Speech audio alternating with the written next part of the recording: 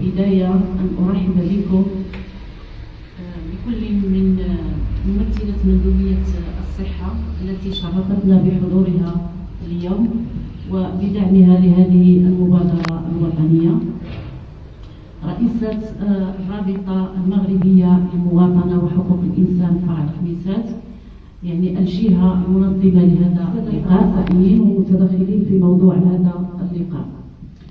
ضيوفنا الكرام، أمهات أطفالنا الأعزاء الحاضرين معنا اليوم، يسعدني ويشرفني أن أرحب بكم جميعا في هذا اللقاء التحسيسي والتوعوي في إطار الحملة الوطنية للرضاعة الطبيعية التي أطلقتها وزارة الصحة. ويأتي تنظيم هذا الحدث في تزامن مبارك مع احتفالات بلادنا بذكرى عيد الاستقلال المجيد، هذه المناسبة الوطنية التي نستحضر فيها قيم التضحية والعطاء والبناء المشترك، وهي نفس القيم التي نحتاجها اليوم في حماية صحة أطفالنا ودعم مسارات تعلمهم ونموهم.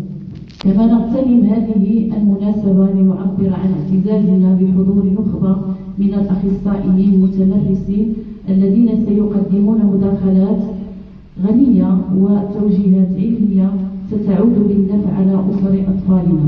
أشكر الأستاذة لطيفة عن جمعية خذ بيدي لأطفال التوحديين، أشكر السادة الممثلين من الصحة ومن الصحة، الأستاذة والممرضة، أشكر الأستاذ الأخصائي الدكتور الخيسي على حضوره اليوم. بطبيعة الحال الشكر موصول كذلك لوزارة الصحة على تنظيمها والحماية الاجتماعية على تنظيمها هذه الحملة الوطنية للرضاعة الطبيعية، لأنها أصلا هي تشكل حفاظا وتكريسا لقانون وحق من حقوق الأطفال، وهو التمتع بصحة جيدة، وثانيا هو الإدماج داخل مؤسسات التعليم الأولي، التشخيص المبكر بطبيعة الحال، وكذلك مواكبة الطفل خلال الرضاعة. ليس القوانين الإطار التي نزلت بها مختلف الوزارات بالنسبة للمغرب أو الاتفاقية الدولية لحقوق الإنسان، القانون الإطار 1916، يعني أنكم اليوم عندنا قانون، هذا القانون الدولة نزلته ليحترمه المسؤول وتحترمه الأمهات وتحترمه المؤسسات، سواء كانت مؤسسة تعليمية، مؤسسة صحية أو جمعيات، ويعملون بشراكة وبتناسق وتناغم للأنشطة لتحصيل هدف واحد، هو جميع الأطفال سواء كانوا عندهم صعوبة التعلم أو كانوا عندهم بعض الاضطرابات، فهم مثلهم مثل الطفل الذي نقول بين قوسين سوي، ولا أحضر من زمان وأنا بوكيلة الجمعية أحضر لأنشطتها أتابعها، وكانت من أفضل الجمعيات لمدينة الخميسات التي تعمل جاهدة رغم الإكراه المادية والموارد البشرية على أن تحقق الهدف الأسمى، وهو رعاية لهذا الطفل وضمان لحقه. هناك بعض القوانين كما قلت القانون الإطار 99/13 متعلق بحماية الأشخاص في وضعية الإعاقة وتعزيز الدمج ديالهم الدراسي، وكذلك مفروض على أساس أن تكييف تعليمات هناك اتفاقية حقوق الأشخاص وذوي الإعاقة بطبيعة الحال. لدينا اضطراب طيف التوحد، هو اضطراب نمائي عصبي يظهر خلال السنوات الأولى، لا يمكن مثلا منع التوحد ولكن يمكن التقليل منه. المستقبل اللي كيستقبلنا هذا الاضطراب هي الأم. لماذا؟ لأن كتكون عندها واحد العلاقة وطيدة مع الطفل ديالها. التواصل البصري خاصة أثناء الرضاعة، قلة الامتساك الاجتماعي، وهذه النقط سنتطرق لها نقطة نقطة. استجابة ضعيفة عند الولادات، عدم تتبع الأشياء البصرية، اختلافات واضحة في الاستجابات الحسية. عطيه بسهولة ولكن العقل ديالها وعينها ما مقصودرياش مع الوليد ديالها. كتهضر معاه وهي كتفرج في شي حاجة ولا كتهضر مع شي طبيعة ولا ما كاينش واحد التواصل.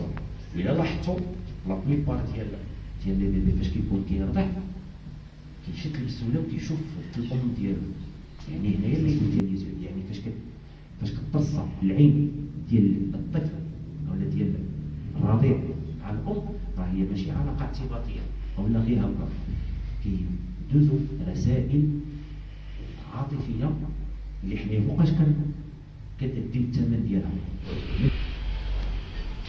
باش كنقولوا اعتراف بالتوحد فالطفل ما كنعرفوش التأثير الفعلي ديالو كيفاش غادي يكون.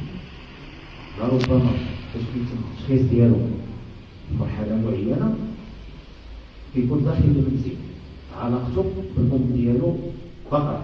الفوائد الاخرى ديال الرضاعه الطبيعيه لصحه الام وصحه الرضيع.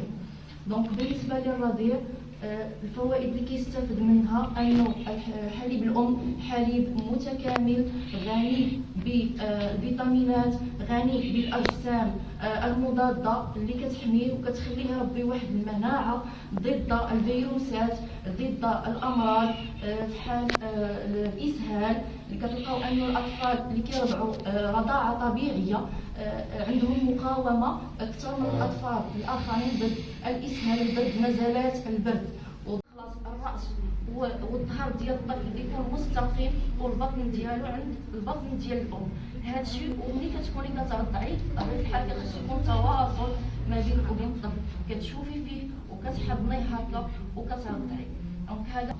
دونك هذا نحاولوا الرضاعه الطبيعيه نديروها بطريقه صحيحه، نحاولوا على الاقل واحد 6 شهور حصريه بحليب استشار فيهم اخصائيين باش تداوي، ولكن ما تنقولوا ماشي غير جاها واحد السبب صافي تخلى على الرضاعه الطبيعيه، لانها تحاول تكمل.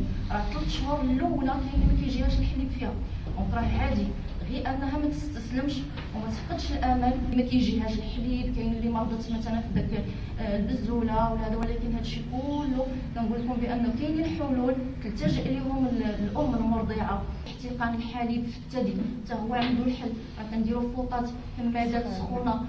باش كنعرفوا حنا الساعات الاولى مهمه، داك اللبا اللي كيكون في المراه من بعد الولاده فيه واحد عنده واحد الاهميه كبيره جدا. دونك يفوا تمشي لبلاصتك لا سويدو كلشي تنقولوا تشدي بلاصتك ديك السويعه طلبي ولدك ترضعيه.